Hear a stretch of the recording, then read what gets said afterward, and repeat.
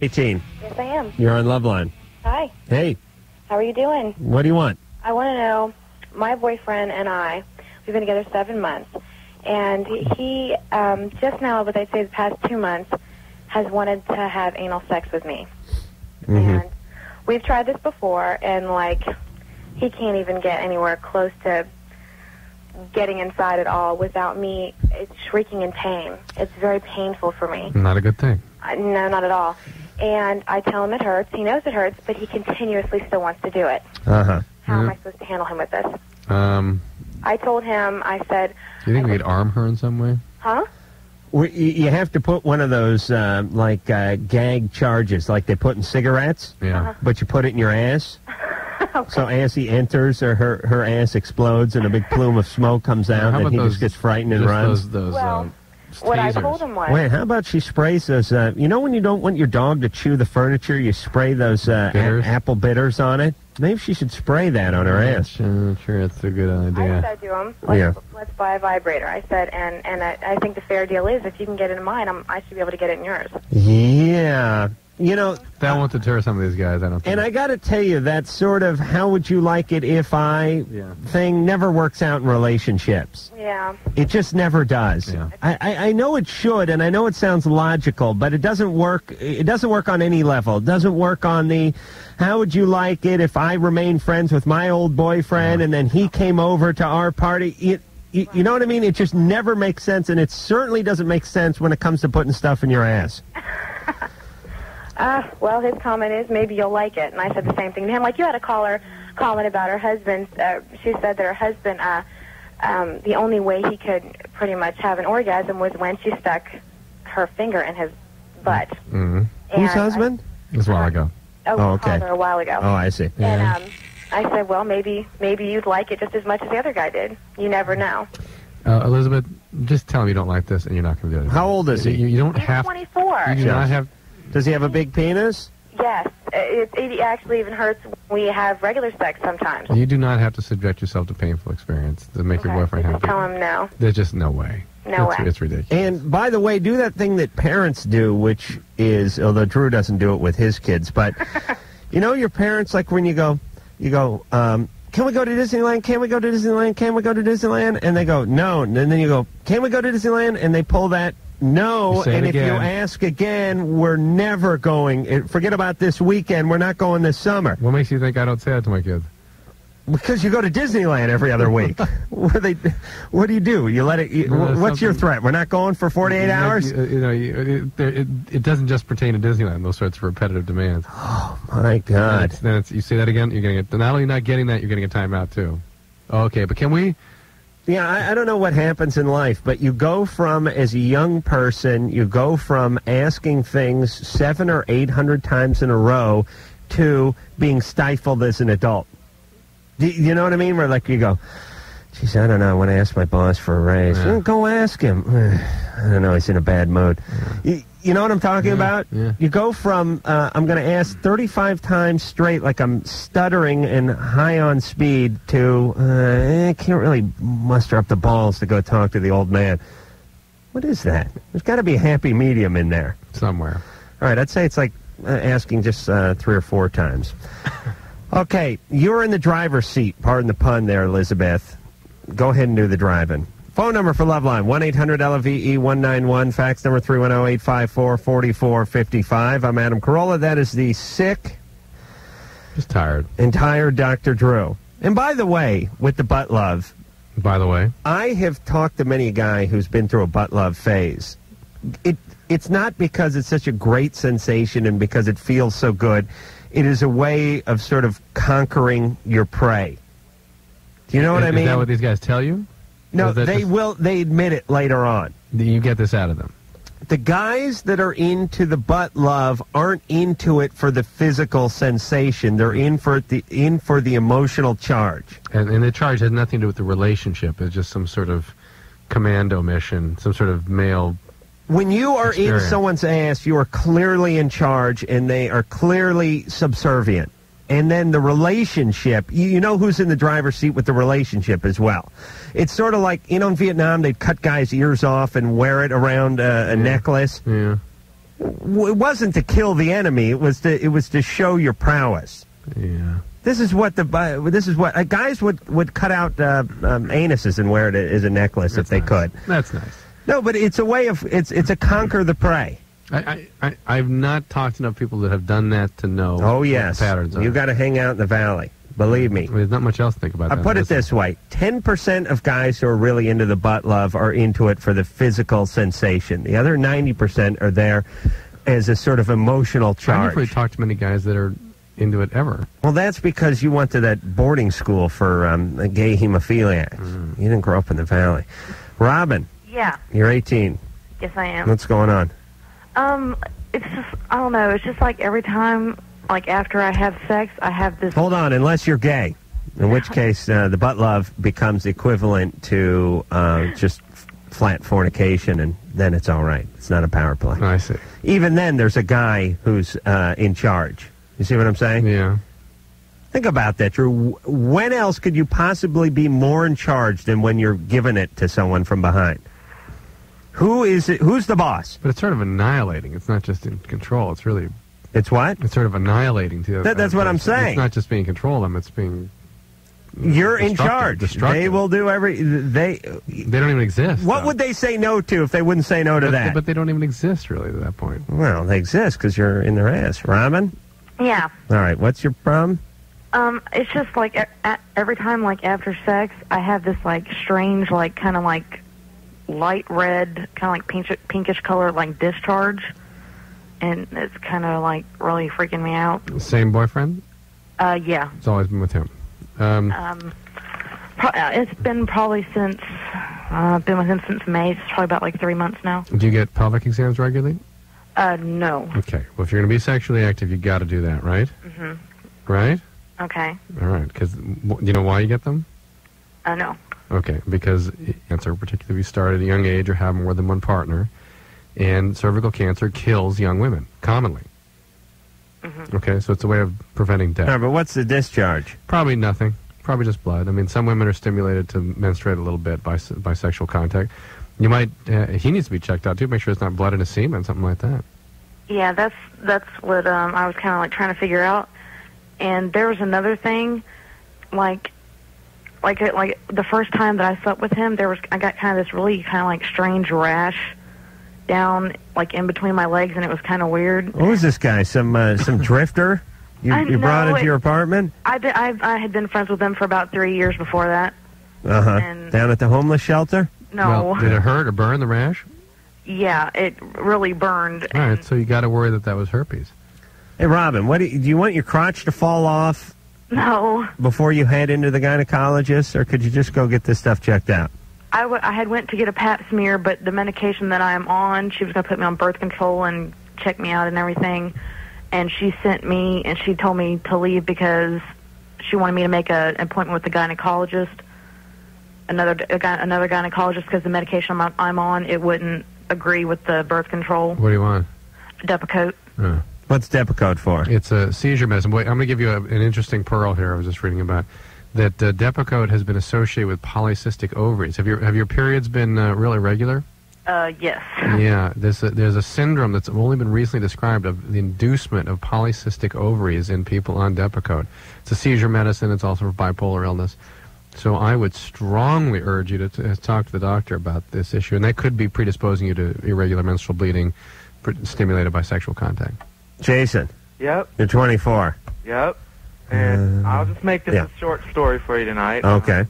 Basically, I met this girl when I was 15, and I mean, she's like, was the most wonderful thing to me. A year before I met her, my mom passed away, and I never had any other family members except for some brothers and sisters, and I wasn't very close to them. I'm sorry, she was how old?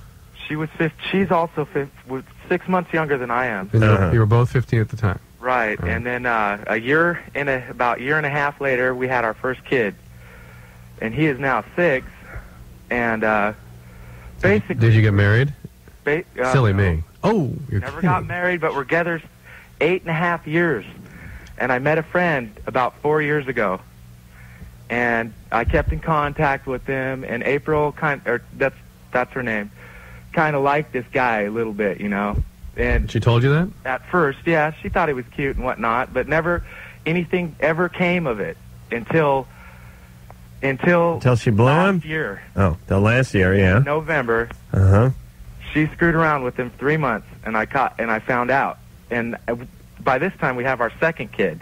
Great. Which is our daughter Sarah. Mm-hmm. And you know, I'm just This is the way parents should be behaving, don't you think? no, I Oh, no? don't think. No. And I'm really in the shambles over it. I'm trying to keep a peace of mind over it, you know. Why'd she screw around with this guy? Well, we've had a lot of problems. We've been through drugs. We've been through fights. We've been through, you know, you name it. We've been through it. But you know what? Everybody has their fair share of problems, and I can see. I'm into religion, but I'm not totally a Bible thumper or whatever you want to call it. But I do believe in God, and if you keep that in your heart, I believe that will help you work through this relationship. Well, but it seems to not have quite done it for you thus Well, far. no, because we faded out of God, and so basically, you know, now I'm stuck, you know, and I thought I'd call you guys. And Well, maybe if they had another kid, things would settle down. Oh, there you go. guess what? They're going to have a kid now. They are? Those two. Probably. Oh, it's gonna take more than God to heal Hold that. on, I want to talk to Drew for a second. Believe me, when I'm in power, Drew, I'm putting a bounty on broads like this. I will deem them. I will deem them saboteurs to the country. Yeah. You know what I mean? Yeah. Hey, you know, we deal real harshly with traitors, and it don't take much. You know what I mean? Yeah. They deliver a few documents over to Israel, and we lock them up for the rest of their natural-born life, right? This has far greater impact than the missile plans. It really does, Yeah. because we got 3 kids and 3 nutballs and 3 kids, and these kids are going to be running wild. The hell. Jason? Yeah. Hey, I think this one's over with her. Yeah, but I tell you where you my go. first love. Okay, I never. Listen, I just talked to God. I was never. I with another spoke girl, to though. Jesus Christ about 2 minutes ago. He told me to tell you to dump her. Here's what in your when you come to power, Adam. Yeah. You go for April's parents. Yeah. That's where the Well, her parents split up after 21 years. yeah. What was Dad doing to April during those 20 years, 15 years? Not much. Huh? I mean, he was with her. He was with her for 15 years, and then they split up Yeah. about a year after I met her. All right. Jason, Yeah. this April's got some problems. Believe me, she's got problems. She is flawed. Understand, people, when you have 2 kids in a 8-year relationship, and you hook up with another guy willy-nilly, and you have a 3-month fling with him, it is abuse to your kids. Yep. I mean, for God's sake, all we can talk about is secondhand smoke in this goddamn country of ours. This is abuse. Oh yes. Believe me, it'd be better off if these goddamn kids lived with Slash in his closet while he went through a carton of butts every day. They'd come out healthier physically and emotionally than they would coming out of this house. I say house, but I should say apartment. Jason? Yeah. Okay, this chick's trouble. You got to focus on your kids And me. and you. Right. But And that's I it. realize that, but I'm really. I understand. Everybody gets locked into their first relationship. It's just usually when people get hooked up with people at 15, they end it at 15 and a half or 16, and then they move on to something else. You got locked in, and that's why you're still pining. What drugs are you doing now? I don't do any drugs. No drugs or alcohol No, at I all. drink beer occasionally, but I don't even smoke cigarettes. Where are you working? I work at a sheet metal shop, and out of Sacramento, California, capital city of California. How old? Pretty proud of that. Capital City. How old are the kids? 6. My son 2. Christopher is 6, and Sarah will be 2 in August. Okay. And a newborn, almost. Those are your priorities. Yes, I You know. must put everything else. Listen, go read the Bible. Where the hell are we as a culture where we haven't understood that once you become a parent, that is a sacred responsibility, and everything else no longer counts. Nothing else matters. Your happiness, it'd be nice if you had it because it'll be better for the kids. It's the way my family was, except for they included working as everything else, too. They were so committed as parents, they quit their jobs. Yeah, it's scary and pathetic, and I would drone on about it if I hadn't droned on about it for the last 5 nights running. Tally. Yeah? All right. So, anyway, Jason, forget about this crappy relationship. Focus on your kids, for Christ's sake. I'm not going to pay for them.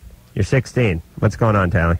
I had a couple things I wanted to ask you about. Sure.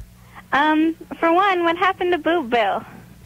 You know, Boobville is an idea that I just sort of shot out of my ass about 2 years ago. And I got to tell you, and Drew, you'll attest to this, I shoot out a lot of ideas. Some good, some great. No, some not so good.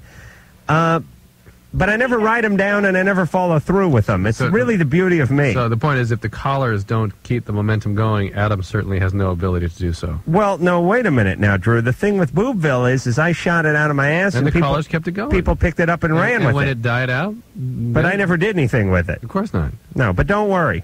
Why? Are you busty? Oh, no, not at all. Oh, okay. Well, it's a moot. That's one of my problems. It's a moot point. What's your question? My boyfriend has got a hairy butt, and he wants to know your views on butt pruning. How old is he? Talk about it before. He's 16 also. What is he, a Lebanese guy?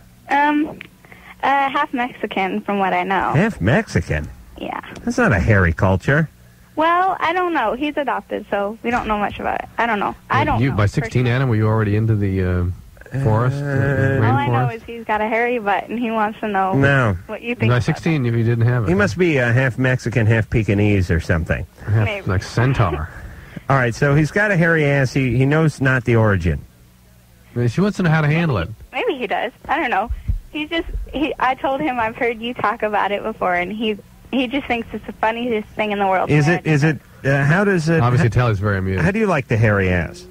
Oh, not very much. Yeah, most women are repulsed by that. Can you imagine that? It's oh, shut up. Hold on a second. It's really funny how we treat hair in society. Like, if a guy is bald, women ain't into that. I mean, you got to have a nice mop on your head, right? Yeah, right. But if you got a mop on your ass, you're screwed. Now, if you got a mop on your chest, you're okay. Yeah. But if you got a mop on your back, you're screwed.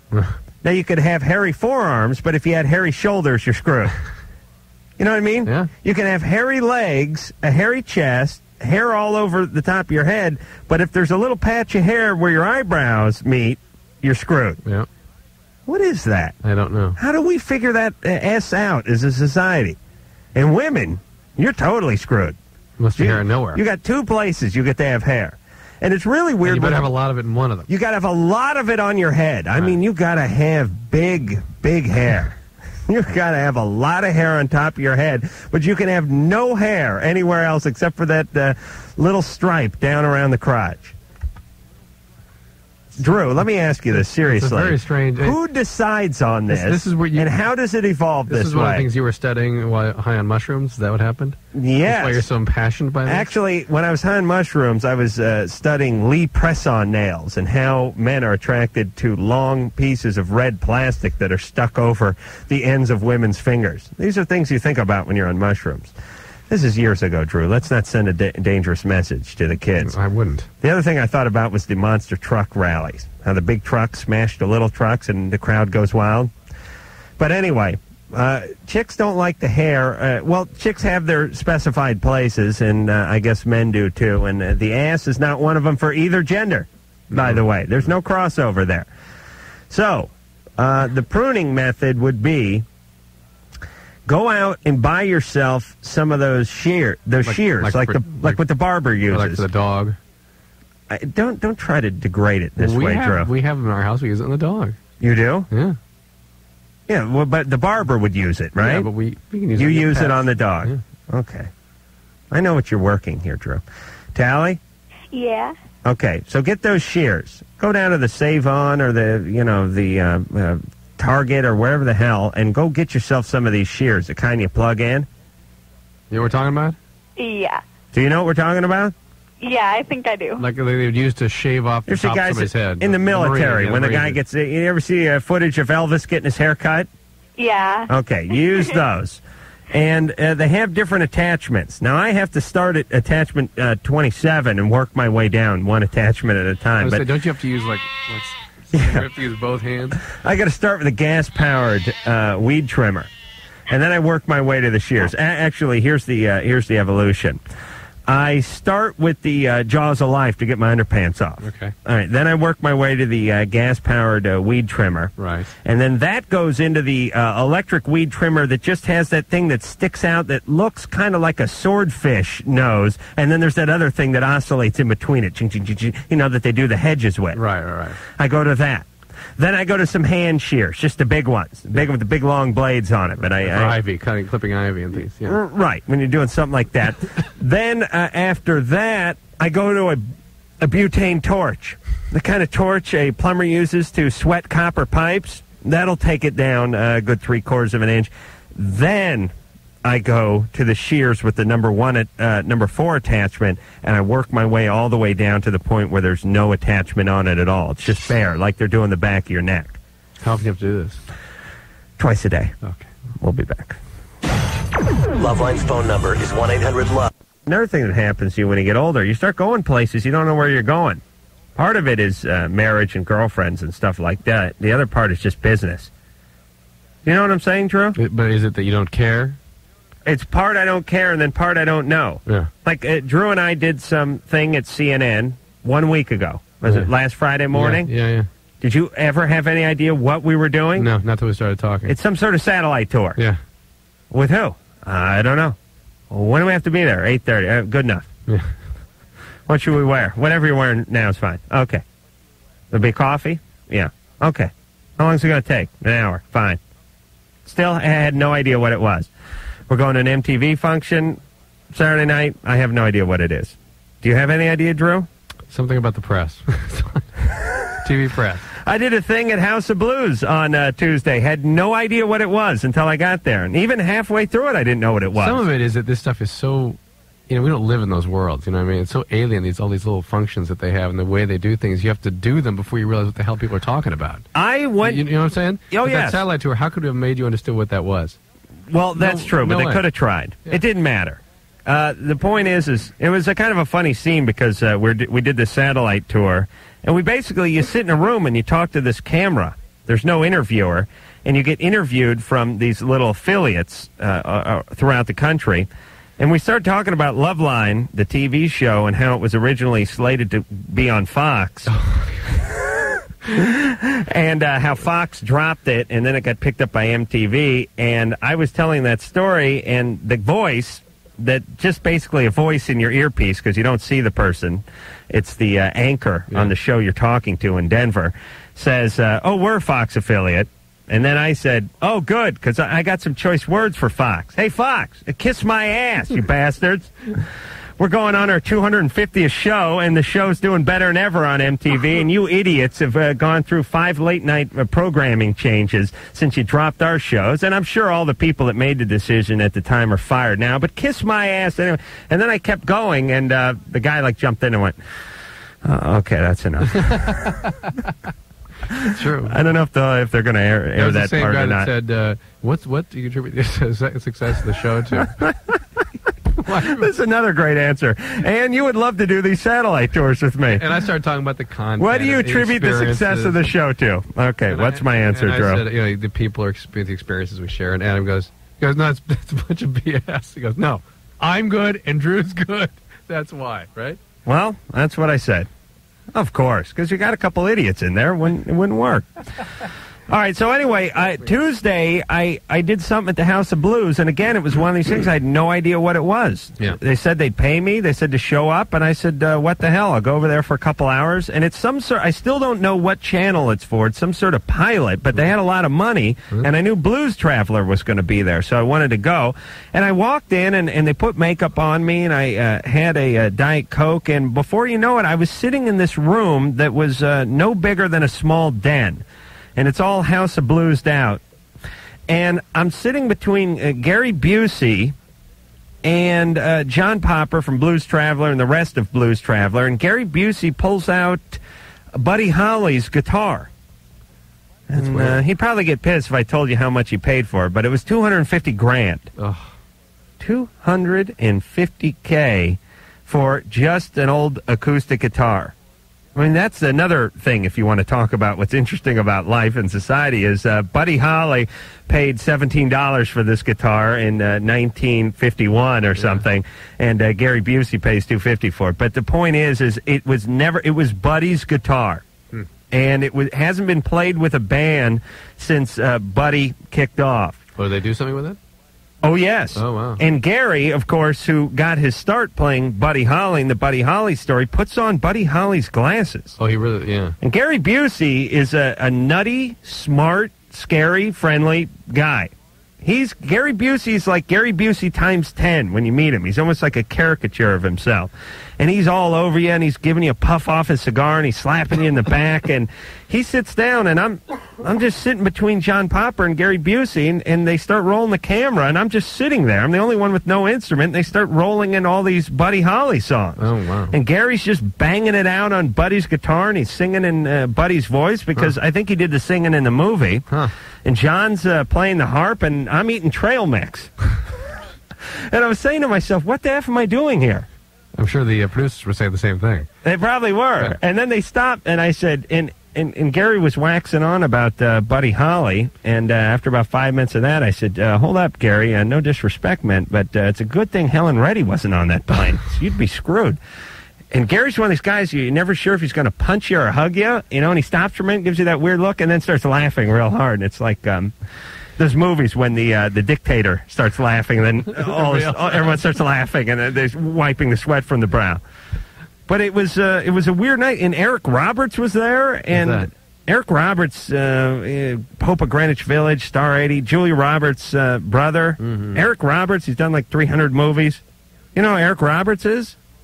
Okay. Oh, Drew. Oh, yeah. Oh, for Christ's sake. Runaway Train. That was a good movie it was in. All right, anyway, what was I talking about? Our callers. Oh, yeah. You were saying let's go to calls. No, I wasn't. I wanted to talk about, oh, man. Let me talk about my girlfriend. We were talking about during the break there, Drew. The wedding thing? Yeah. Ed? Yeah. You're 34. Yeah. What's going on? About 3 years ago, I was diagnosed bipolar, and I have what seems to be like an extremely hyperactive sexual drive. That's part of bipolarity sometimes. Well, I'm taking lithium. I'm taking 1,800 milligrams a day. That's a lot. And it seems like even on that, I'm like constantly thinking about sex. And the scary thing... Well, it says your penis has two personalities too, right? Were you sexually abused? Well, I don't know. That's why I'm calling. I always go with yeah. Because that's a common way. I don't remember being sexually abused. But a friend of mine who is also a diehard Loveline fan heard a show where maybe Dr. Drew said that in infancy, even sexual abuse in infancy can carry forward. Oh yeah, you bet. And I'm adopted. Okay. So I don't know much about my. Well, what kind of sexual abuse as an infant can carry forward, Drew? Any kind. I mean, okay, you're 4 months old. Is that what you're talking about? Under 2. I mean, people do weird stuff. I mean, you'd be amazed. And that's how people are really destroyed, frankly. What do you mean, because they have no recollection of it? No, it's just because they're so vulnerable. The brain is so plastic and so affected by the environment. I'm going to spray my kid's brain with like some sort of Teflon coating or some sort of hard outer shell. I'm just going to put it in his ear. Like a rub saddle soap on it or something. So, you know what I mean? Like when you get a new pair of shoes, you don't want to screw them up. Yeah. I swear to God, I'm going to put saddle soap on my kid's brain. But hypersexuality can be a part of bipolar illness, or another way to get that is having been sexually abused. I mean, there are common causes of it. That doesn't mean that's necessarily the reason you're the way you are. Well, and by the way, have you been on other medicines besides lithium? I had been on Prozac, but I'm not on it anymore. How about mood stabilizers like valproic acid, Depakote? No. I mean, that's sort of... Are you seeing a psychiatrist? I am, yeah. Okay. You're gay? Yes, I am. Oh, boy. How'd you pick that up? I just looked up and saw it on the screen, you jackass. I rarely read the screen, but a gay always jumps out. The dangerous thing for me is that this predilection, this sexual intensity, is turning toward younger guys. Mm-hmm. How young? Young, like dangerously young, like 14, 15, 16. That's healthy. And I don't... you don't want to do that? No. Well, I don't think I don't think it's healthy for them. No. It's not healthy for me either, but... No.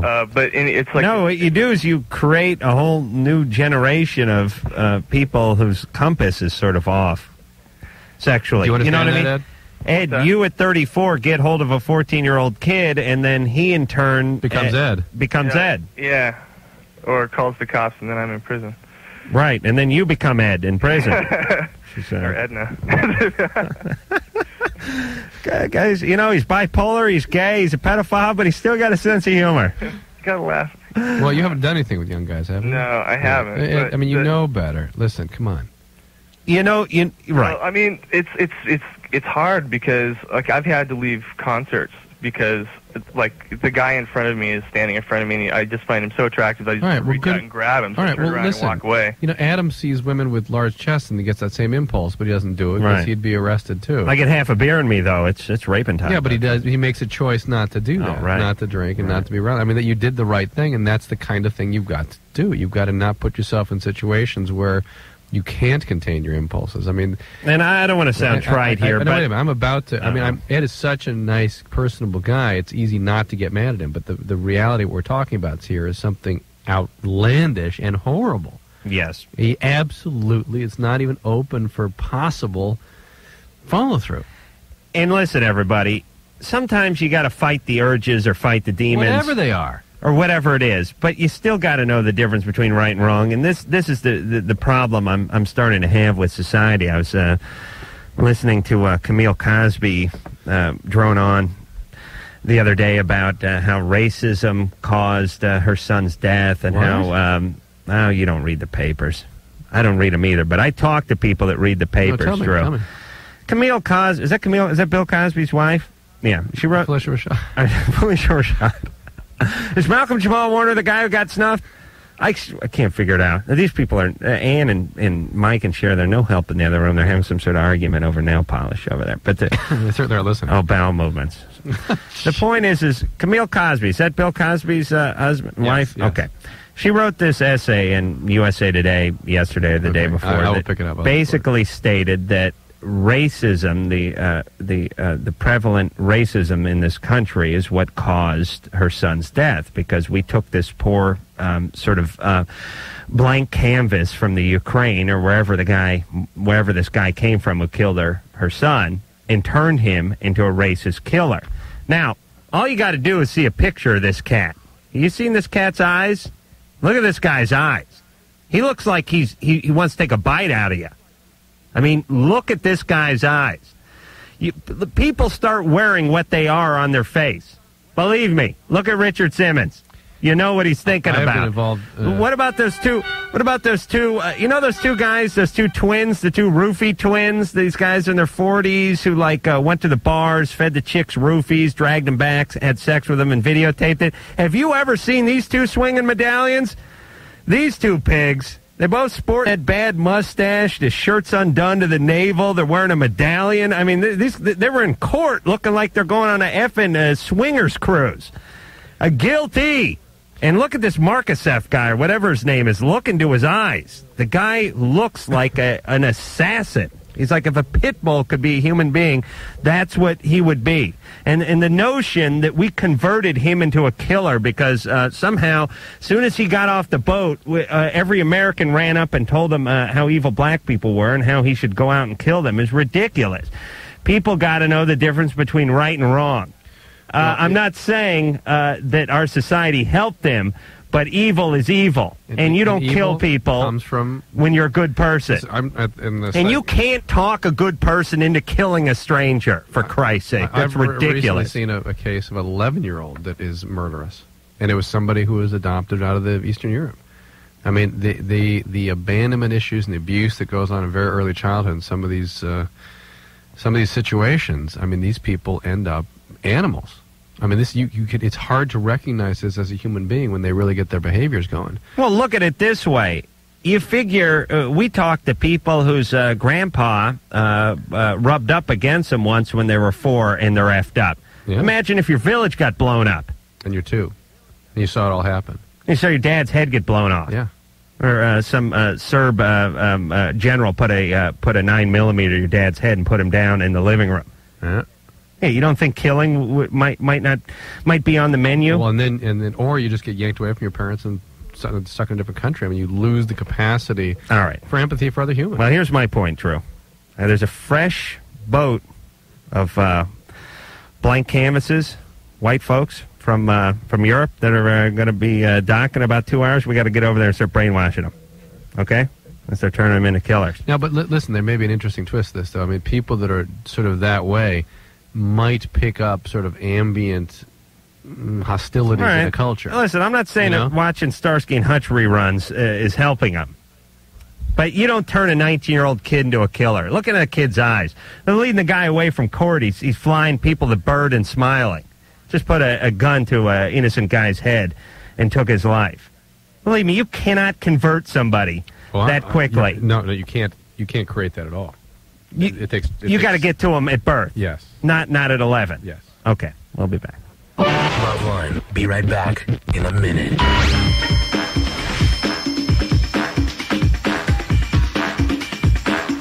Oh, yeah. All right. All right, I'm all talked out, Drew. All right, Let's go to another break. Phone number, 1-800-LOVE-191. I just want to mention something real quick. So I want to finish a quick story with the girlfriend. I was having a laugh with Drew about women, and I know Ann will defend me on this one, or at least admit that I'm right. Women have the ability to get pissed off at you over intention. And absolutely. Here's what I mean. My girlfriend has a wedding that we're supposed to attend this Saturday. And it's one of her friends, and it's in the hub of hell, which is the West San Fernando Valley. And it's 3 p.m, middle of July, and you know I have my overheating problem. Mm-hmm. And she knows I don't want to go. She knows I didn't want to go. But, by the way, she knows I don't want to go, even if I say I don't want to go, because she can just figure it out and know it doesn't involve softball or napping.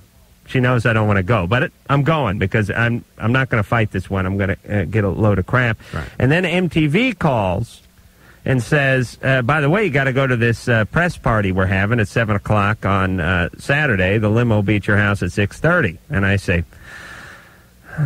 oh, honey, what are you going to do? I got to do this MTV thing. It's business related. It's a priority. I've been told I have to go, and I'm sorry, but I cannot attend the wedding. She's still pissed because she knows I didn't want to go. And she see what I'm saying? She's really pissed about it. She didn't have the chance to punish you by taking you. See, okay, she may be listening to her, so let's not go. When did you get a call about this party? 2 weeks ago. I got a call 2 weeks ago, but I didn't know what time either event was, and I told her on... And they were very vague about it until like 3 days ago. Oh, really? Oh, yeah. That's true. Because I'm still not sure what time. Make it 5 days. It makes my story work better. Yes, yeah, we have to go. We were told. So and not only that, but why weren't they more? Serena, the news chick's going to be there. So Adam, really, just shut up right now. No. But the point is I told Lynette on Monday, 4 days ago. I told her Monday, I can't go. I got to go. I gave her almost a week's notice, and she was all right. We argued a little bit. But we only argued because I got on the offense real fast because I could tell she was going to punish me for not wanting to go. You know what I'm saying? See, when you don't get to actually bring your spouse or your boyfriend, whatever, into the thing that they should want to do but don't want to do and make them live through it, it's especially ungratifying. Yes. Yeah, that's what she said. I'm going to be sitting at a table with all of my friends and all of their husbands and boyfriends, and I'm going to be there alone. And Mike will go with her. I told her, look, here's the deal. I'd be pissed. I know, but what are you going to do? I got to do this MTV thing. I mean, it's business. And whether I wanted to go or not is neither here nor there. I shouldn't be punished for that. Here's what I told her. It's like saying... you have a dental appointment. And by the way, dentist sometimes not the best analogy to use when you're talking about an outing with a girlfriend, but I still used it. I said, let's say your mom made you a dental appointment for Friday at noon, and then on Tuesday told you, you know what? You can't go because something else came up, and then punished you for not being able to go. Because she knew you didn't want to go to the dentist. Right. Even though it wasn't you that changed the plan. What about Lynette not going to her thing? Just come with you. No, that's not going to Probably work. more important to see her friend get married. Yeah, she's got to go to the wedding. Party. They got to go to the wedding. What about doing both? Let's not go there, Drew. I'm going to be very tired for my weekend in Santa Barbara, and I got to relax. She's pissed. No, she's not going to try to get me to do that. The wedding starts at 4. It's in the hub of hell, which is the West San Fernando Valley. I'm not going to run out of there and run back home. When I go to the West if I fly over the West San Fernando Valley, it takes me an hour and a half to stop sweating. Catherine. Hi. Hey. 24. Yep. About a year prior to last March, you were doing one of your bulimia calls, and this is a good thing. This is you helping people. I went out and I got therapy. I got intense therapy, yeah. Fantastic. Yeah, but, okay, so here I am, a year and a half later, and I'm on a lot of meds, and I've spent thousands of dollars on therapy, and I'm just starting to lose hope here, and, I... Lose hope of what? Getting better. Like, I feel like I could no more be healthy than be convinced that Jesus died on the cross for me. What's going on right now? Well, right now, anxiety, a lot of the old eating patterns are coming back. All right, so something's decompensating you right now. What are the old eating patterns? Eating tons and tons of food and taking like 15 laxatives or compulsively exercising. What do you do for your eating disorder? You go to OA or something like that? Well, there was an outpatient program up here in the Bay Area. Have you made contact with that recently? They had to close the hospital, but I had When did that happen? They closed it, I believe, I don't know, half a year ago. Patients kept ripping off the vending machine, and it was really so your program structure has been sort of loose since then, right? Yeah, but I kind of melded into seeing a therapist who's actually a clinical social worker who does work with eating disorder patients. Mm-hmm. Well, he does now. Isn't she encouraging you, or he encouraging you to? Well, he and I had a good thing going on for a while. No, that's fine. But usually it's that and something else for eating disorder patients. Usually it's that and some meetings and some support from people with the disease. We've looked around in the Bay Area, and there's nothing for eating disorders. And then he went on this tangent about how women with eating disorders can perpetuate it, where they kind of subtly compete with each other. And, like, you stick anorexics and bulimics in the same group, and, we all hate the anorexics. Really? Yeah, that stuff can happen in an improperly managed sort of like West Side Story, the Jets and the Sharks. When you're an anorexic, no, that'd be hard to rhyme. But Catherine, so I suspect it's more. This is all a very slow process, and the eating disorder particularly is an ongoing process for many years. And it has a total failure rate. People fail all the time. And all right, wait a minute. Now that's talking. That's failure talking, isn't it true? Yeah, but people fail when they stop doing do the work. Anorexics and bulimics really have? Is there that big a rivalry going on? Well, in my group, me and this girl, they sit there and they bitch and they moan because they won't eat or they can't eat, and then they like cheering because they added something to their diet. We're both like, if we could get through a day being able not to eat, that would be great, because that's what we want so much, is not to have to eat. How big are you now? I don't know, 160. And how tall are you? Okay, I know your rating system, Adam. No. You have a disorder. I'm not going to make fun of you. Oh, no. But, like, I know your face and body. So when I'm at the lower end of the pendulum, I'd say face 8, body 8. Oh, my personal rating system? Yeah. Face 8, body 8. Mm-hmm. It's really not for you to judge, though. We have to send a team over there to evaluate you. Well, I get dates and I get laid, and I've had boyfriends and girlfriends, and that's a whole nother thing. But and girlfriends. And what happened to you? Yeah. Well, see, I'm a high-functioning person, and I can't figure out what happened to me. I went to Stanford, I graduated, I'm a good person, I have a job, I'm talkative, I'm extroverted. Didn't somebody do something to you, though, when you were a kid? My parents think they're perfect. There you go. Right there. Right? Tap, modern, or ballet? 3 or 4. We tried gymnastics, but I wouldn't roll. We did piano. I quit when my sister quit. But the point is, the parents were intrusive, and they're really, and this whole perfectionism is part of it, and controlling is a way of creating something. True, you'd have an eating disorder if you weren't a dude, wouldn't you? Oh, sure. Oh, yeah, probably. I've been working on trying to forgive that, but sometimes I just think there's this deep well of anger that's never going to go away. Can I just stay? Go to OA. Well, I think you just. I'm telling you. No, go to OA, right? Yeah, my mom goes to OA. OA. OA. Overeaters Anonymous. It's a 12-step program. Oh, God. You don't want to do that? Well, being around really heavy people makes me really upset. There's some OA programs that particularly focus on people with eating disorders. Here's the bad news is they're heavy. The good news is they're fewer in numbers because they can't fit them all into the room. Oh, you're funny. Catherine, Catherine, go to OA, please. They're not all fat. A lot of them are thin people with a fat person inside struggling to get out. Catherine, stay with us. Very slow process. You're underway. You've only been with it. This kind of thing takes years and years. It really does. And it sounds like you're exactly the kind of person that has everything to be benefited from staying with it. It should be a journey that is confusing and at times painful, but ultimately gratifying. So just stay with this. Mm-hmm. And as far as eating disorder goes, that can be a chronic condition that you need to stay with some sort of specific treatment specifically for that. You go to OA, and if you make it a year in the program, they don't give you the cake like they do in AA, but I think they give you a 6-pack and a carton of Marlboro Lights. Don't they, Drew? Camels. Oh, they changed the policy. Loveline with Adam Carolla and Dr. Drew. Back in a scant 10 seconds. This is Loveline on radio station. KROQ-FM, Pasadena, Los Angeles. The world-famous K-Rock. It is Loveline. I'm Adam Carolla. That is Dr. Drew. Phone number, 1-800-LOVE-191. We got a new email address number, too.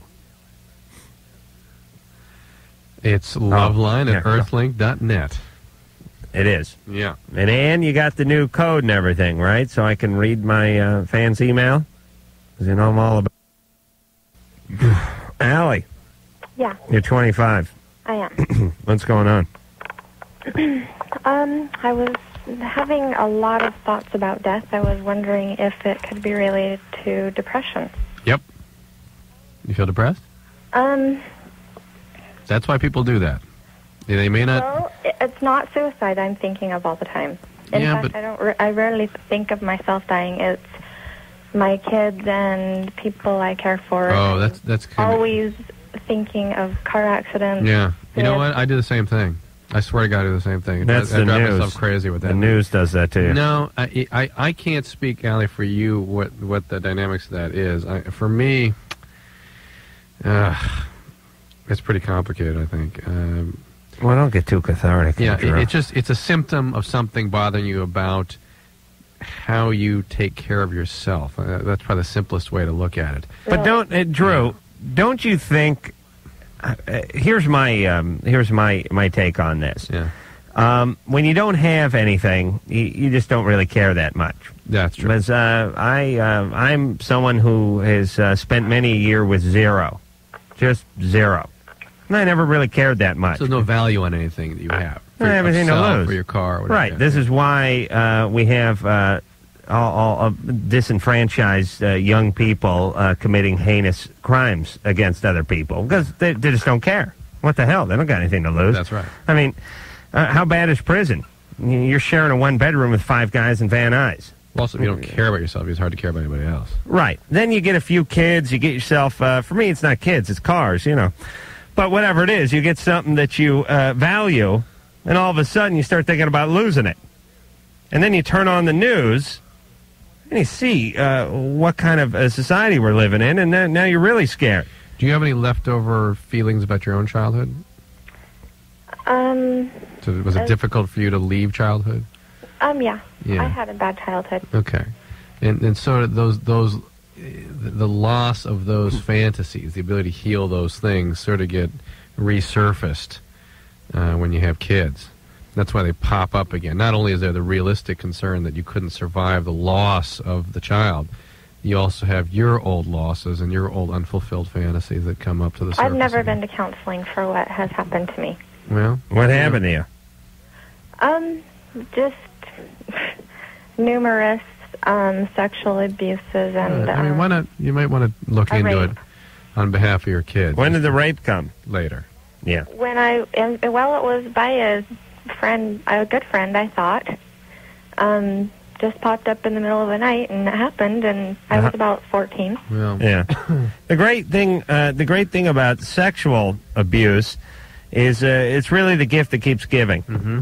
You get Grandpa gets hold of you when you're 5, and not only is he feeling you up, but he's setting you up like a effing bowling pin. Yeah. And don't worry, you'll get bowled over. Junior high, neighbor kid, babysitter, whatever. Somebody will figure it out. Yeah, it's great. Now you said, didn't you say? People have a great instinct. They go, hey, look at that chick. Looks like somebody felt her up when she was 6. She doesn't seem like she'd tell anybody. That's an easy target. Hey, it's really. I'll climb in her window in the middle of the night. It's like Isn't that weird? It's like playing basketball against the handicapped. It's like on weird. here's it's a guy. It's the way wolves seek out their prey. I swear to God, it's instinctive. Here's a dude I could dunk on. He's got those canes. You know, the ones with the arm brace on it. He's got one of those. Metal rods strapped to his knee there. I think I could really deal on this guy and play as a move. Well, that's the same mentality. Yeah, it's like the animals. It's like you got a gazelle and it's got a bum leg and it's falling behind the pack and the coyotes just jump on it. He might not be falling behind the pack, but the coyotes know the one to go after and isolate. Well, they know it because it can't get away. Sometimes it may be more subtle than that. That's the point. The point is that the wolves can sense out various things that let them know which the ones are to go after.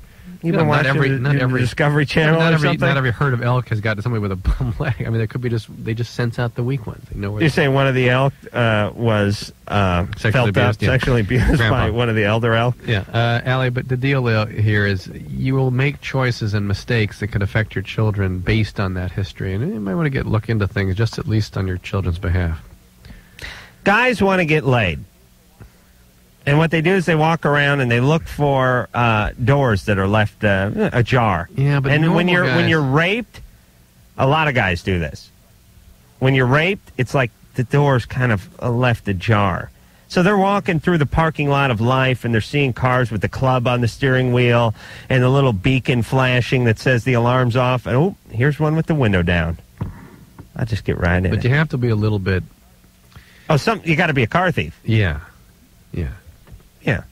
But believe me, take a 16-year-old guy, give him a few beers, let him walk around a parking lot. He sees a window open, he'll reach in and grab a Thomas gun. I forgot what we were talking about. Did we lose? Shoot, I wanted to talk to her. There was a recovering bulimic wanted to talk to us. She's probably on a taco run. Is that still her on 6? Yeah. Rachel. Yes. You're 29. Yeah, thank you for taking my call. What's going on? I recently lost just over 100 pounds. I was terribly obese, and I underwent one of those surgeries. Gastric wraps or something? Yeah, a Roux-en-Y type. Yeah. And I haven't... A what? Roux-en-Y. Roux-en-Y. Is basically take the stomach and uncouple it and have it dump into the lower part of the bowel. Hold on a second, Rachel. Yeah. Want me to draw it for you? Yeah, draw that. Okay, so the throat leads down to the stomach. Right. So that's the throat. So it's like looks like Mulholland. It's a long path. Cut it off here. Where's your mouth? Up here. Okay, mouth's at the top. The throat winds down. You unhook all this and hook it up over there. You leave this. But that's just they're just unhooking the throat, then, right? Well, part of they make a little pouch. Is this part of the stomach here? Yeah. You bypass all this. Well, why? What good's bypassing that do? Because this is what stretches and allows you to eat more. In here, this gets sort of wrapped, so you have a very small Where does the stomach start, according to your drawing? Oh, there? To there. Well, true. You said you're drawing the throat. Up here. It's up here. Oh, for Christ's sake, I thought that was like an ostrich you were drawing or something. This is fascinating everybody else, I'm sure. Okay. Let's talk to Rachel. All right, so they cut part of your stomach. They close off part of your stomach. Bypass your stomach. Think about it that way. Okay, so it fills up real fast or it just goes right in your ass? You crap a whole BLT. It's still got the toothpick in it. All right, who are we talking to then? Rachel. Oh, okay. Rachel? Yeah. Okay, so they did that. Yes. And how'd that work? Great. I've lost just over 100 pounds. Great. And I am getting pretty close to the normal weight that I want to be. But the problem is, what weight do you want to be? I'd like to be between 130 and 140. All righty. You know what problem? You know what a lot of fat people do? I never have the heart to tell them, but they go, I weigh 350 pounds now. And it's a woman, she's 5'4", and she goes, I'd like to get down to 175. And I think to myself, honey, you're still going to have a big ass at 175. But I understand. I don't want to ruin your dream because I know going from 350 to 115 sounds like a million miles. You're so cruel. Well, you know what I'm talking about. You want the... No, I'm just saying, if you're going to lose 200 pounds, make it 235 and get down to... You look like a Briard then. Or a Shar-Pei. 5'4", Drew. You look like a Shar-Pei at that point. Okay, you know what I'm talking about, you sensitive idiot. I'm not sensitive to it. I understand what you're saying. Right, but you're smart because you made your goal 135. Which is reasonable. I am right. 5'4". See that? Wise ass. I know what I'm doing. Anyway, the problem is... Where were you at your height? I'm sorry? What your greatest weight? My greatest weight, 260, about 265. Okay, so you're down to 165. I'm down to about 155 now. Well, that's great. Yeah, I'm really close. Okay. The problem is I haven't really dated or even looked at men in the last 5 years. I mean, I look, but not seriously. Are men starting to be attracted to you again? Yeah, they are. How does that make you feel? I'm starting to feel sexier. Do you like that, or does that bother you? I like it because it's been so long, and I used to be such a flirt before I gained all the weight. But look at it this way. Isn't there an emotional reason you gained all the weight? Isn't it to keep guys away or to keep people at bay? Yeah, I do think so. I'm sure that that's part of it because commitment is scary, men are scary. But, it also runs in my family. Everyone in my family is tremendously obese. Uh-huh. They all are. I went right down the same path they went. Let me tell you, don't get me on that jag. Hey, Cindy Crawford's going to come out in the book soon. You read that. You look just like her. Oh, yeah. You were studying... Tyra Banks. Tyra Banks book. Oh, yeah. Tyra Banks. Please. She don't even have as many bones as most women do, for Christ's sake. You're going to read a book. You look like Tyra Banks. Yeah. Yeah, here's what you do. You got to put cucumber slices on your brow before you go to bed. And you put a sack full of mayonnaise on your head, and then you wake up, you look like Cindy Crawford. I'm sure it'll solve all my problems. Oh, you look like a fat ass with mayonnaise in your hair is what you look like. It's totally hereditary. Partly. It's so much. Yeah, a lot of stuff is hereditary. That's true. It is. The thing is, now that I'm starting to feel sexier and I'm starting to want to date, I have a question about a couple things. I feel sort of like a born-again virgin because it's been 5 years. Mm-hmm. And I'm nervous all over again. I'm nervous about my performance. I'm nervous about my physical attractiveness naked, Mm-hmm. And I want to know, I think that that men are going to expect that someone who's 29 is just ready to go, sort of, in the sense that, it's been a long time. You haven't been a virgin in 10 years at least.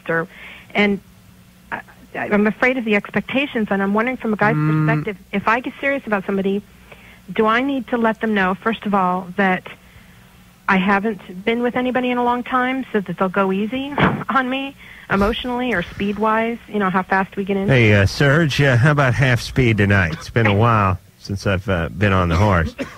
Rachel, listen, all you women, don't worry about this crap. Guys are so delighted they're getting laid.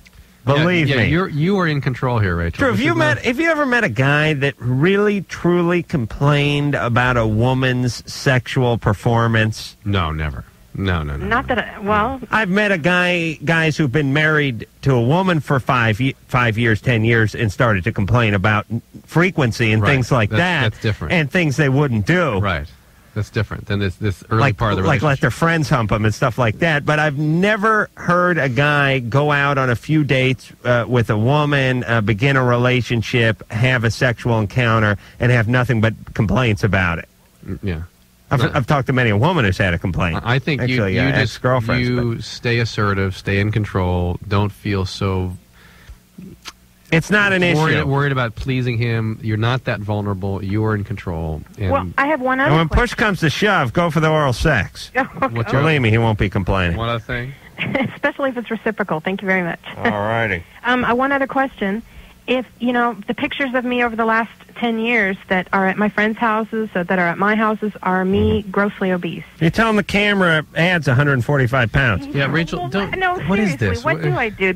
You don't worry about it. No, you don't. What is that? What is that impulse? Oh, wait a minute, Drew. It's a little... It's still her pushing people away. It's if the ghost of the obese Rachel there, you want to project that into them to make sure you jolt them with that.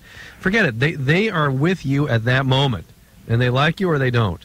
That's all that counts. And it Your would history. make a difference to you if you were dating some girl and you found out that she had weighed. Drew and I are big celebrities, so we're pretty picky about who we date. I mean, we date other celebrities and model types, but hypothetically, if we were just sort of civilians, you're such a prick. Is he not? Everybody, it caught everybody's attention with that. The whole minute gallery has looked up. Well, I mean, come on, we are big celebrities now. Drew. No, when I called you a prick. I see. Hey, yes, Rachel, it is, and Drew won't want to admit this. Why? But if I was dating a woman and I walked into her house and there was a picture of her, wearing a tent and holding a 6-foot sandwich and a pony keg under each arm, I would say, "Ooh, well, now what's up here?" What does that mean? Yeah, you go, what does that mean? I would say, A, is she going to put this 100 pounds back on? And B, what was up with her emotionally what does that mean? that caused her to put the 150 pounds on in the first place? But I don't think the weight would have any more impact than any other history that suggested an emotional issue. And the bottom line is the guy who's going to like her is going to like her. Exactly. At that moment. He's going to like her or he isn't. If he is, he's in. And that's part of her history and part of who she is and how she got to where she is at the point where this guy likes her. But try to keep the before pictures out of the first couple of days. Don't worry about that. That's going to be part of the evolution of the relationship. Don't worry about throwing that at him at the beginning. All right, but Rachel, you lost all the weight. Now get out there and date. And she's not going to recur because she's been anatomically altered. She's had a surgery. Right. Jay? Yeah? Hey, how much plastic surgery do you need after you lose 140 pounds? You can have a lot. I mean, to cut off whatever doesn't snap back? Yeah. What do they do? It depends. It depends what... They take a lot of that skin off. They can, yeah. Because your skin is like a chia pet, right? It just keeps growing. A Shar-Pei. Those Shar-Pei dogs with those dogs with the rolls and rolls and rolls. Yeah, I'm hip to the Shar-Pei. Yeah, they got to cut the rolls off. I said that. I mentioned that dog 3 times. Each time you looked like a deer in the headline. You didn't say Shar-Pei. I said Briard to begin with. It was a Briard. That's an effing cheese. No, that's the dog with the long, weird dreadlocks. Listen, I know you and your folks when you were attending the cricket matches when you were just a youth. Walked around with those royal dogs. Look at this. Look at that puss. Look. Oh, Ann. Look. Forget Ann. Ann doesn't like... Ann's note to me is quit talking. Jay. All right, Jay, what's going on? All right, I'm on a football team for the school, and a bunch of friends told me that masturbation, prevents you from reaching peak performance, on the field. Well, if you're doing it out on the field, yeah. Well, no, not on the field, but... I mean, like at halftime? Well, Adam, you're a boxer. Huh? Listen, I was all the Central Valley football player and set some sort of North Hollywood High masturbatory record during the years I was there. Who knows? I could have been all city or all state. You could have been playing for the Rams by now. That's true. You just held off a couple of weeks. Jeez, I never thought of it that way. You may have a point. No, Jay, that's a wives' tale. Don't some players say that they won't have sex the night before a big important game? It's a common wives' tale, and some people adhere to it. Some people believe it. I don't quite get the physiology there myself. No, because how many calories can you burn whacking off? The question is, are androgens at higher levels at that point? Listen, I tell you what it is. You're more aggressive then. It's nothing a Mountain Dew won't cure before game time. You know what I mean? Yeah. A little shot of caffeine. Basically, yeah. Yeah. All right. Go ahead, Jay. But you got to remember, athletes are trying to get the very, very squeeze every level of every element of performance they can possibly get out of their body. And so, I don't know. Who knows? Listen, Jay's not that good anyway. Well, my first question really isn't a problem. It's just a question. I have this friend, and, there's 3 of us. We were rooming together, and one of our friends, we kid about this between the other ones, but one of them, we can't tell if he's gay or not, and we're not sure. I mean, Why? What do you mean? For instance, I'd probably bet a lot of money that he's never even had a date. I'm pretty sure he's never kissed a girl. How old is he? He's 21. And I mean, I don't know if it's just his personality, but it's like sometimes he'll say, like, let's go to the strip bars or let's do something like this. And I don't know if he's just putting on acting. It's not really, we're not homophobic or anything, but we don't like want to crack jokes if we see something, if we knew, because, and we've done other things. Why are your senses up about this guy? What else? Well, because, just because we're friends, and we'll say, hey, there's this cute girl, mate, and we will know somebody that we work with that might want to go out with him or something, try and hook him up, and he'll get really offended. Is he a religious guy? I wouldn't say he's too religious. What offends him? I mean, he gets really, he gets kind of upset if we say, like, hey, you should go out with her or something like that, or if we're out in a bar drinking or something. Well, what does he drink? I'll get to the bottom of this. We're in a bar. Does he order a wine cooler or Zima? He'll pretty much drink. He'll drink any of us under the table if we let him. He drinks beer? He drinks, yeah, but he doesn't. He's not a big beer drinker. He'd rather drink like hard liquor. Oh, really? Yeah. Yeah.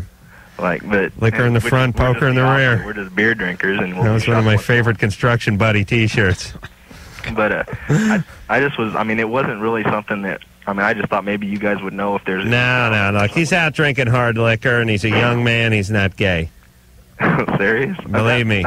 Yeah, that's you talking. I want to hear Drew talking. Believe me, Drew doesn't know what the F he's talking about. Ken, if he ordered a Cape Cod with like a kefir chaser. Remember kefir, Drew? Yeah. Liquid yogurt. Yeah, I like that stuff. Then he'd be gay. What does that mean? Does that mean I'm gay? Well, I got a weird haircut, too. Yeah. Is it common for somebody to not be anything? Yes, of course. And that's asexual? more... No. Because that's what my best guess would have to be. Well, but exactly, that's what it sounds more like. You're describing somebody as some sort of... I'm going to throw out a diagnostic term that's not being used accurately, but sort of social phobia. I mean, he's real caught up in dating and issues about women that makes him nervous and upset, and he just has no facility there. I don't know why. Mom died. You live with the guy? I did. I have. What about his history? His mom died when he was a young kid? No, he lives with his mom right now. Where's Dad? Oh. Yeah. He lives with his mom and his little sister. That just canceled out the hard liquor. Yeah, where's Dad? His dad, they were divorced at a young age. So we have a lot in common. Let me ask you a couple more pertinent questions. Does he play any instruments or speak any languages? No. As far as movies go, what's he go for? Does he go for like fiction, and it drives us nuts. Science fiction? Yes. Now that's more geek than gay. I would say he's probably more toward the geekish end. Yeah, I just think he's not. Yeah, he's I've heard girls say this too, that he's not bad looking. I mean, I'm not. You got to take him out and double date him and get him to know some women as people. That's the kind of stuff that would offend him. Well, too bad. You're going to do what's good for him now. What kind of relax over there? It has nothing to do with sexual identity. That's the point. It's just this guy's just. What kind of cars he drive? Nissan Maxima.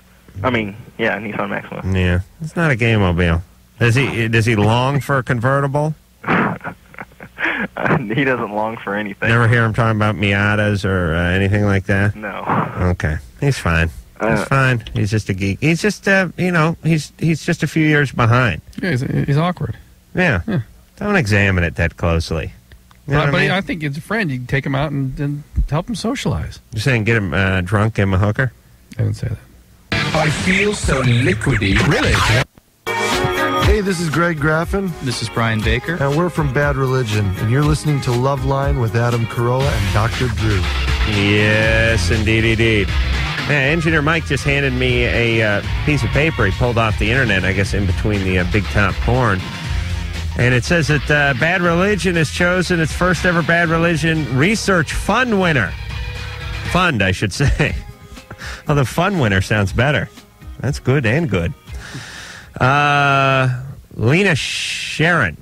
Oh, man, she's got like 15 names. Oh, for Christ's sake. Does everyone have to have 15 names now? All right, what's the upshot? Anyway, she's a graduate student in biology at the University of Michigan, and she'll receive about $4,000. I guess that's $4,000. Or did they add the 35 cents there, Drew? I can't see that. Or is that like $3 million? Anyway, they're giving her some money. I can't figure out. About $4,000, yeah. Yeah, but why 35 cents? Read the exact number. She's getting $3,898.35. They couldn't chip in the extra $120 to make it to $4,000? The project she's studying is how to regrow forests and get them back to the natural state. That's good, but why the 35 cents? I don't know. She has a unique theory that actually soil interacts with trees. And that's what's most important to regenerating depleted forests. Okay. So anyway, our good boys, Bad Religion, have done something to try to heal the nation. Heather. Hi. You're 29. Yes. I just want to first start by saying that I listen to you guys almost every night. Thank you. And before I go to bed, I hear a lot of good advice. However, really great. Relax. A forum for 20-year-olds and teenagers to kind of get out some of their problems and get a little bit of advice. Thank you. But I have a little bit of an issue. Uh-oh. That's good. Being a female who did go through an eating disorder and has recovered quite nicely. Great. Has a child who I'm raising quite well and is turning out wonderfully. And being in a really healthy one. I don't want to be cruel, but how good's it worked out? Sounds like the chair's going to break. Go ahead. What are you sitting in? I'm sitting in an antique chair. All right, well, stop fidgeting so much. A little rickety. Okay. But I just want to say, I have a little bit of an issue with the whole way that you deal with these girls who call with eating disorders and with weight issues. Okay, go ahead. It's just, I feel like you're perpetuating the whole eating disorder cycle.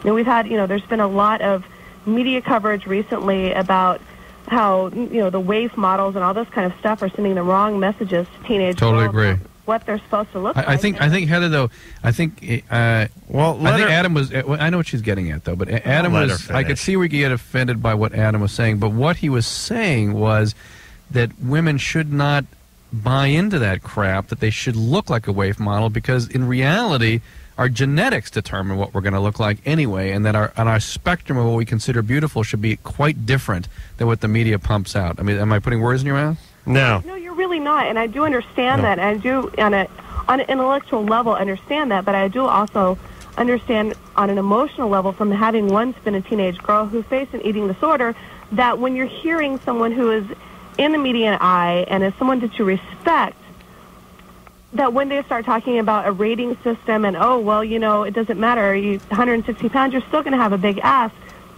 That's just really degrading. And I was at 175, actually, but yes. Well, okay. 15 pounds. Heather, I'm glad you called.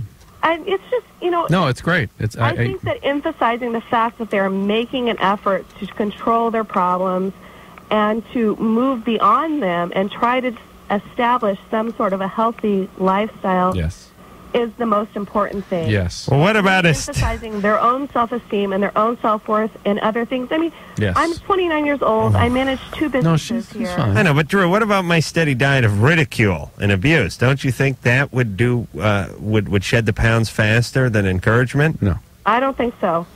Hey, listen, when you go to the Marines and they try to worship, they try to mold you into a fighting man and whip you into shape, what do they do? Sweet Pea, could you please do a couple of push-ups for us, as many as you feel like, or they yell at you? The point is, ex-Marines, do you know how well do they function in the outside world? How well are their interpersonal relationships? How well do they succeed? And this Heather's a real literalist. And this is what Heather's point is that women who already have self-worth issues are very sensitive to these sorts of inputs. Of course. And when they feel worse, they fall further down that slippery slope. That's true. Disorder. It's very true. But listen, that's why Drew's here. Well, that's true. That's why Drew's here. But sometimes I feel like he has a hard time getting a word in edgewise with you, Adam. Oh, Heather, would you come down to the studio and just join me here in the show? I would love to. I would love to. If we could get her through the door. Oh, you such a... How big is your butt? I'm really doubting it's as big as your head. Oh, yes, Heather. Loaded. Actually, I'm going to be in L.A. next week. Maybe I will try to come to the studio. That is great. All right. Mike, order 6-foot sub and get a buffet ready. Heather, you get the last word in here, right? Go ahead. I just really feel like it would be a little bit better when some of these younger, really impressionable girls who are in a really delicate situation call and they're asking for a little bit of encouragement. I mean, they're not necessarily asking for advice. They're just asking for a little affirmation. I agree with you. Hey, listen, how'd you get a little bit more of that? I mean, you guys. One last thing. What did you do to get through what did you do in terms of your eating disorder? How were you treated? I just think that encouraging the fact that they're No. How were you treated? How were you treated? What did you do? My eating disorder started basically when I became very, very ill and nearly lost my kidneys and had to take the medication that caused me to gain a lot of weight. And, Heather, hold on a second. You have lupus? You'd make a wonderful politician. Just how did you get through it? It took a lot of just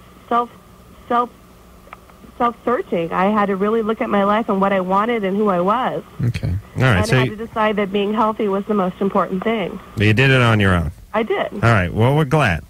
All right. Come down and visit us. I would love to. All right.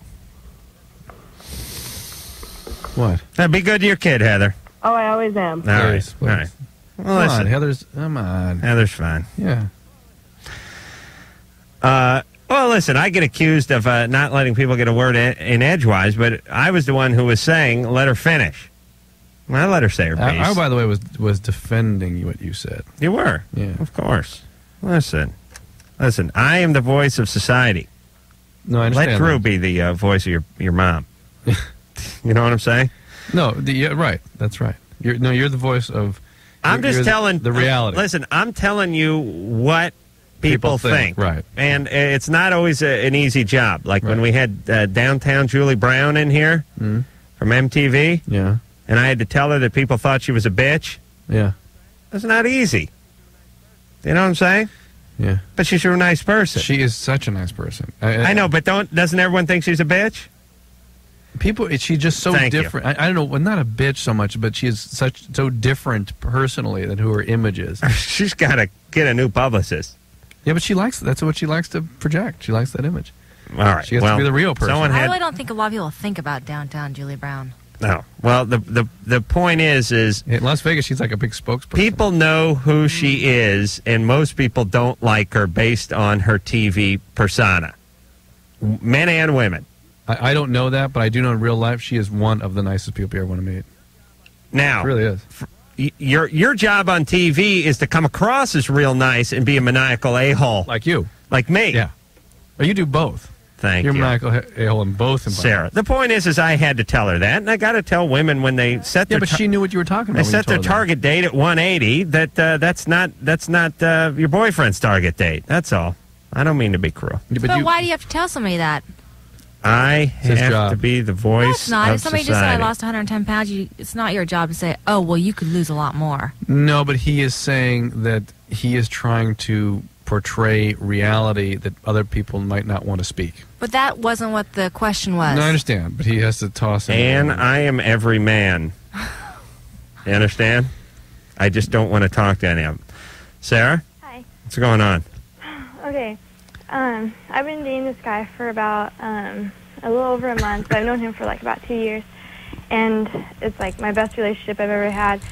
And we'll be like, like messing around and stuff, and then I'm waiting till, at least later to have sex. I want to wait till I'm married, and Great. He'll like say stuff like, oh well, what if I was to rape you, or what if I was to violently have sex with you and stuff like that. Yeah, that's sweet talker. Yeah. Yeah, I think he thinks that's supposed to sort of warm you up in some way. I don't know. It kind of like. By the way, is how men kind of think of things, don't they? They really assume that that's what women want to hear. They really do. No, they don't do that. Yes, some guys think that is what women are looking for. Listen, when you got a boner, you'll say anything. It's just the guy's 16 and retarded and he's stupid and he doesn't know what the hell he's doing. I, Sarah, you got to step up and say, listen, here's what'll happen if you even keep talking like that, right? Okay, I mean, and as such as it is, you might even let him know that you don't want to be alone with him. That kind of discussion. This guy's silky smooth. Yeah. But he should really write songs. Do you think it's something to like worry about? I don't know, because like most of my friends like, well, he's psycho, or somebody's, some of my friends tell me just to break up with him and stuff. But I don't know, other than that, it's really going good. Do you think? Other than the threats of rape? Yeah, I don't know whether he's serious or not, but I would say, hey, unless I start to feel more secure around here, I'm not going to be willing to be alone with you. How old is the guy? And don't be alone with him. 16. 16? Yeah. Does he have any history of violence or anything? His history is like, he has like a history of like drugs and stuff like that. Where's his mom? I don't know. He lives with his mom. Does he like her? No. What's his drug deal? What's the history there? He's all like, he's clean now and everything, but Is he in a program? Yeah. Yeah. So. It's unusual for a 16-year-old to be able to sustain a program. So, I don't know, but I don't know. He might have been like mentally abused a little bit, but not like physical or anything. That's all right. He's perpetuating that. You found a good one there to keep that going. Sarah? Yeah. Yeah. I don't know. It's hard. I don't necessarily trust your antenna. I would not be alone with him. Are you Make sure religious, people are gal? around. Huh? You religious? Yeah. Is that why you want to save yourself till marriage? That's part of it, and part of it just because, I don't know, I think it'd be like really special and everything. Good. Okay. This may not be the guy. I'm not sure if you can get... guys in rehab usually don't make it to marriage in terms of virginity. Is he a virgin now? I don't know. Yeah. Sarah, let me tell you something. You want to wait till you're married? Get rid of this guy. Okay. Believe you me. Here's the whole thing. People that are into drugs and now in rehab, they're pretty much into instant gratification. A lot of drug use is sort of about... A lot of it is sort of based on, here's what I want, and I want it now. Yeah, well, I need to avoid bad feelings, and I know how to do it. Yeah, but it's an impulsive thing, too. Oh, yeah. I mean, the difference between myself and many of my drug addict friends is at 4 in the morning, I was ready to call it a night. Yeah. And they would say, no, let's go out and score an 8-ball. I'd say, I'm going to vomit, and then I'm going to go to bed. Hold on. I'm going to vomit, I'm going to whack off. Wait a minute. I'm going to whack off, I'm going to vomit, and then I'm going to whack off. Okay, and then I'm going to bed. And they'd be and I'd say, listen, I'll see you at noon tomorrow, and you'll be out $200. You'll be kicking yourself in the ass. They didn't care. Yep, they go do it because they needed it now. It's an impulsive thing. You know what I'm saying? Oh, yeah. Okay, I don't trust this guy. Loveline's phone number is 1-800-LOVE-191. Loveline with Adam Carolla and Dr. Drew. Dr. Drew. All right. Ready to keep going here, Drew? Yep. Please. Nancy. Yeah. I was this close to going off on a jag there, Drew. On what? TV. They did that last night. Yeah, but I didn't Pull back, baby. There we go. Nancy, what's going on? Hey. Hey. I finally got through to you guys. All righty. I think I'm the oldest person listening to this show. No. Drew is. Yeah. Well, I wanted to call and give, was it Catherine? Yeah. The girl that was bulimic? Right. I wanted to give her hope that you can get over it and, not completely over it. Hold on. You're never completely It can remit. It can remit. Hold on. I'm going to shed a couple ounces here. Right, you laughed right when I broke wind, Nancy. But, Nancy, what did you go through? Thanks, Lucky for you. What did you go through? Oh, God. Just, hell. And I understand, how she's feeling right now. How did you get over it? Well, I started talking about what I had because I think, a lot of people... No, that doesn't smell. Don't give me that. No, please. You're gesturing. Guys are bad. But, way back in 1983 or 84 when I was bulimic, nobody really talked about it. Right. Nobody knew anything about it. Oh, listen to me. This is a horrible, horrible society, and there could be nothing worse than being an overweight young lady in this society. Oh, it sucks being fat. Hear people whining about what it's like to be black, what it's like to be Jewish, what it's like to be Eskimo. That's all we ever hear in this country of ours. But I'll tell you, I'd rather be anything than fat. Yeah. In terms of the way people treat you in this society. Well, definitely. Flat out. Complete nerd when I was in high school. And so... Listen, you think Tyra Banks has trouble getting laid? You think she couldn't land herself a job somewhere? Probably not. Hell no. You think a fat Tyra Banks would have trouble? Yeah. Yeah. Would it be because she was black? No. Because she was fat. Yes. But anyway, Catherine definitely needs to stick with counseling and find... a counselor that's going to work for you. Yeah, that guy. Through a million of them. And that guy sounded a little suspicious in terms of the way he was dealing with the eating disorder, didn't it? Yeah. Yeah. They had a relationship. Find a woman therapist. Oh, you think so? Oh, definitely. Why? Because they can relate more to the body image issues, and that doesn't ever go away. Yeah. I mean, I'm at a good. I don't really know what I weigh because I threw my scale away, but. Yeah. I look good enough. I can fit into a size 8, and I'm 36, so I think that's pretty cool. Yeah. Nobody ever sells their scale. They always throw it away. You know what I mean? Yeah. They never the Corollas might try to sell it, huh? Oh, the Carolla. Oh, listen, my mom has bought like a hoe out of the recycler for $4. Believe you me. My mom's, you know, whenever I go to my mom's house, I swear to God, there ain't a thing she owns that didn't come out of a garage sale. I swear to God, TV sets, cars, VCRs, area rugs, furniture, it don't make it. I swear to God, if there's a garage sale that sold food, she'd go there once a week. And when I go to my mom's house, I walk in her house and I go, hey, that ottoman looks familiar. And then I look to my left and I go, that piano bench looks familiar. And then I go, hey, that painting looks familiar. And then I go, you know why it looks familiar? Because I drove past it last Sunday. It was out on someone's lawn. Oh, gee. You know, goddamn thing. Well, what were we talking about? Nancy. Oh, Nancy. All right. No. All right, no, she's no, fine. No. That's good. All right? There we go. Adam. Hello. You're 18. Yes, I am. What's going on? Well, first I'd like to say I'm a long-time listener, first-time caller. Thank you. And if I can I say hi to someone? Go ahead. Hi, Ruth, if you're listening. All right, what's going on? Okay. I've been seeing this girl for about 6 to 7 months, closer to 7. And, well, one night a couple weeks ago, we were starting to get intimate, and she has this weird nipple fetish. She likes to, like, take off my shirt and lick and, like, nibble on my nipples. Mm-hmm. And a little bit, I guess, like breast milk or something squirted out. And it really freaked her out. She, like, just stopped everything and left. You got a gag nipple, or is that your real nipple? No, that's my real one. Oh, really? Yeah. It's a good joke, though, the gag nipple. That was, like the little boutonniere with the... Yeah. They stabbed the flower that squirted out of the lapel. Yeah. The same thing. Hey, boys, you want to see something? All right, so you had a little discharge. Yeah. Are you on any medications? No, that's not my problem. It's just she won't return any of my calls. She, like, won't talk. Really? That is bizarre of her. How old is she? She's 17. That is bizarre. She ran out?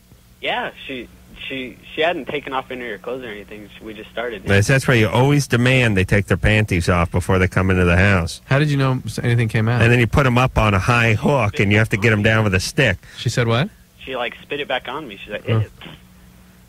And, God, as though you could control it. It's bizarre the way she reacted. well, not really control it. Of course not. Of course not. And it may be the stimulation that she was We're providing. going out with 6 or 7 months? Yeah. And that She's seeing someone else. No. You guys aren't exclusive. You don't do this to someone you're exclusive with for 6 or 7. I have a question. Yeah. Why is he lactating? Her just stimulating him can actually produce that. Who's that in the studio? Really? That's Ann. I mean, you should, Adam, be evaluated, frankly, because thyroid problems, prolactin secreting tumors, medication, these are all common causes of that. And just stimulation of the breast. In women, For I've never how heard long? I've never heard of it in men, frankly, so I don't know that it can occur, but I suspect it might. What's that? For how long was she stimulating him? But it's just something she did repeatedly. You can get it going. Really? Yeah. You mean over days? Over time, yeah. Takes a while to get, and then then there was something in there when she squeezed. I got that with my penis. I mean, but Well, she would like to attack my nipples first. She had a big nipple fetish. I understand. So she'd been working on this for a while, and so. But Adam, you should be checked out. I mean, this could also be a sign of a medical problem. So. Were you having sex with her? Not that time, but yeah. I knew I was going to get that answer, by the way. But you Not had at that moment. You had, not when she went running out of the room. You weren't in her. No. But you did have sex with her prior to that. Yeah. And she has not talked to you. Not anytime. Okay. Okay. There's something missing. Yes, there's a missing piece. There's a big chunk missing here.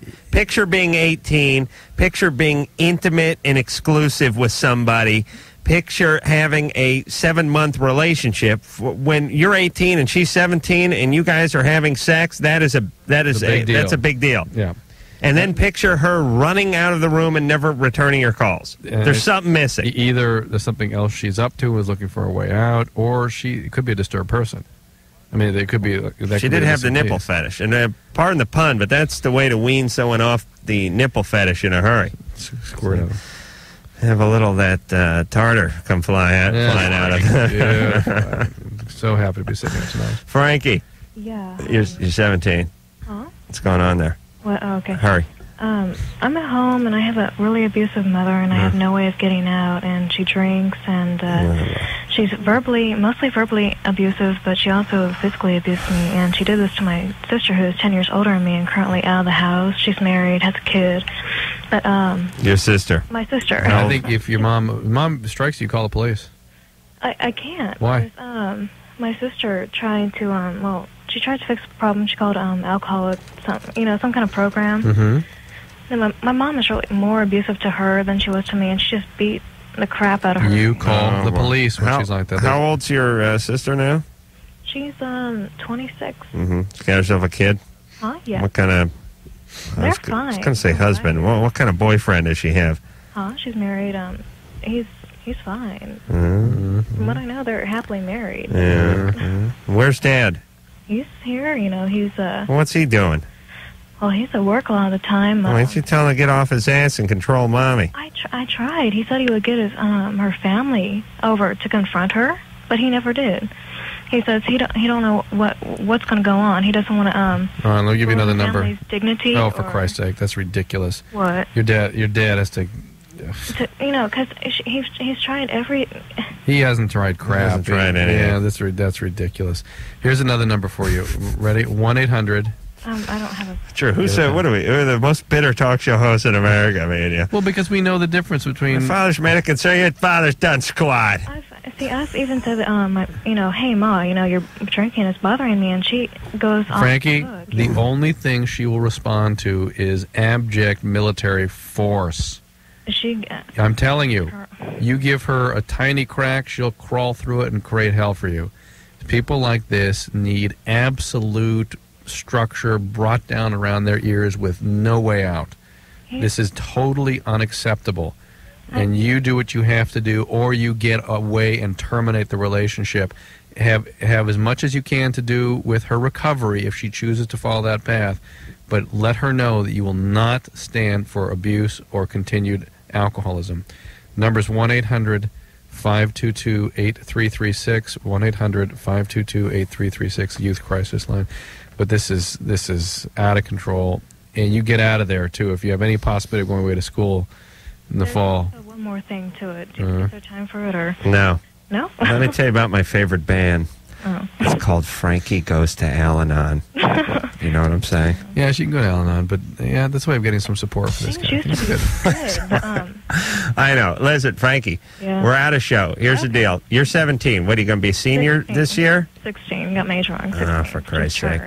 All right, listen, you got to get your mom some help, but in the meantime, Alateen. Hang out with your friends, Alateen, stay out of her path. She's like a drunken tornado. Stay out of her path, get good grades, and go off to college.